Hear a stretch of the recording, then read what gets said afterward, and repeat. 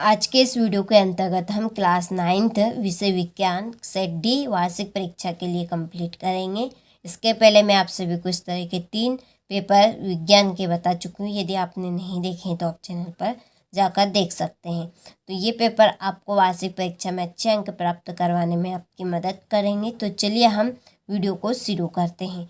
तो देखिए, पहला प्रश्न है कि दाब बढ़ाने पर निम्न में से किसके आयतन में कमी होती है। तो किसके आयतन में कमी होती है? तो तीनों के आयतन में कमी होती है, ठोस, द्रव और गैस के। दूसरा है 2 या 2 से अधिक परमाणुओं का समूह कहलाता है। तो 2 या 2 से अधिक परमाणुओं का समूह क्या कहलाएगा? आपका यौगिक कहलाएगा। और तीसरा है एक तत्व की परमाणु संख्या केंद्रक में स्थित किसकी संख्या के बराबर होती है। तो किसकी संख्या के बराबर होती है? प्रोटॉन की संख्या के बराबर। चौथा है बांध के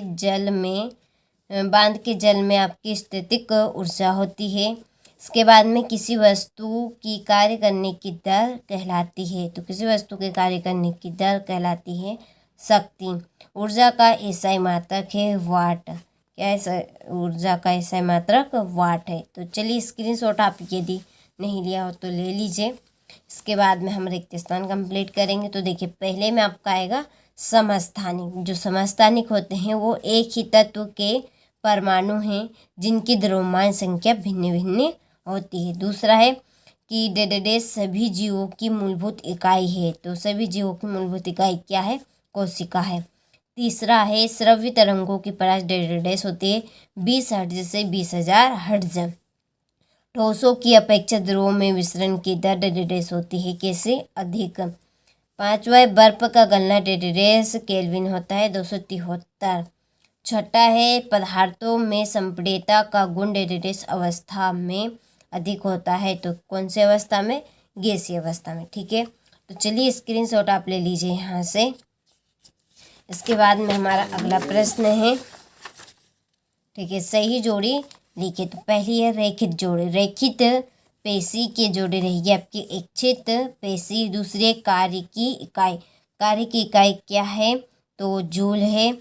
वेग परिवर्तन की दर अवश्रव्य ध्वनि और 20 हर्ट्ज से कम की आवृत्ति, यह आपके न्यूरॉन। उर्वरक की है आपकी NPK और तंत्रिका ऊतक, इसकी जोड़ी रहेगी त्वरण। ठीक है, चलिए इसके बाद में एक वाक्य में उत्तर दीजिए। तो पहला है कि जो ककड़नाथ है वो किस जंतु की नस्ल है? तो ये आपकी मुर्गी की नस्ल है। दूसरा है ये आत्मघाती शैली किसे कहते हैं? तो लाइसोसोम को कहते हैं। जड़ों से जल एवं लवणों का संवहन किस ऊतक द्वारा होता है? तो जाइलम द्वारा होता है। वेग में प्रति सेकंड होने वाली कमी को क्या कहते हैं? मंदन। सरल आवर्त गति का एक उदाहरण दीजिए। घड़ी की पेंडुलन और गोखरू, गाजर और घास, मोथा किसके उदाहरण है? तो ये आपके खपतवार के उदाहरण हैं। ठीक है, तो चलिए ये हमने एक वाक्य में उत्तर भी कंप्लीट कर लिए। देखिए यहाँ पर मैंने फिल इसलिए की है ताकि आप सभी का ज़्यादा समय बर्बाद ना हो।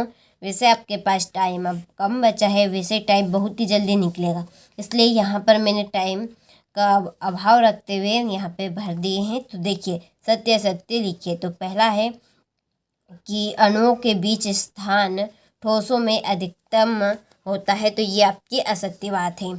दूसरा है निलंबन के कण फिल्टर पेपर से नहीं निकलते। तो इसका आंसर सत्य है। तीसरा है संयोजकता परमाणु की संयोजन शक्ति है। तो ये आपका सत्य है। चौथा है रक्त एवं प्लाज्मा संवहनी संयोजी ऊतक है। तो ये सत्य है। पांचवा है बल एक अदिश राशि है। तो ये असत्य।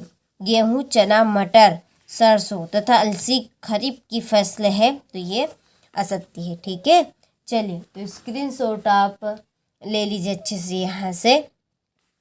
चलिए इसके बाद में क्वेश्चन नंबर 6 कि गर्म शुष्क दिन में रेगिस्तानी कूलर अधिक ठंडा क्यों करता है और निक्षेपण किसे कहते हैं? कोलाइडी की उदाहरण सहित व्याख्या कीजिए। केनाल किरणें क्या है? रदरफोर्ड का परमाणु मॉडल को चित्र सहित हृदय पेशी का नामांकित चित्र बनाइए। ठीक है, चलिए इसके बाद में देखिए, पादपों के सरल ऊतकों के कितने प्रकार हैं, उनके नाम लिखिए। असमान गति को परिभाषित कीजिए।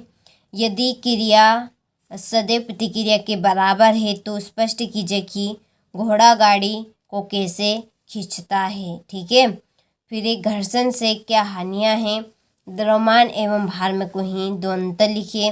उत्प्लावकता से आप क्या समझते हैं, अर्धसूत्री विभाजन क्या है, कार्य शक्ति एवं ऊर्जा की परिभाषा लिखकर उनके मात्रक लिखिए। मत्स्य संवर्धन के 2 गुण एवं दोष बताइए। गुण अणु और परमाणु में अंतर लिखिए। जंतु कोशिका का स्वच्छ नामांकित चित्र रेखा चित्र बनाकर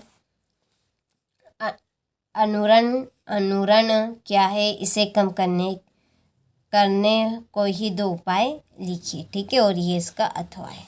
ठीक है, तो यहाँ पर मैंने टोटल प्रश्न आपको बता दिए हैं, तो आप अब कंप्लीट कर लीजिएगा।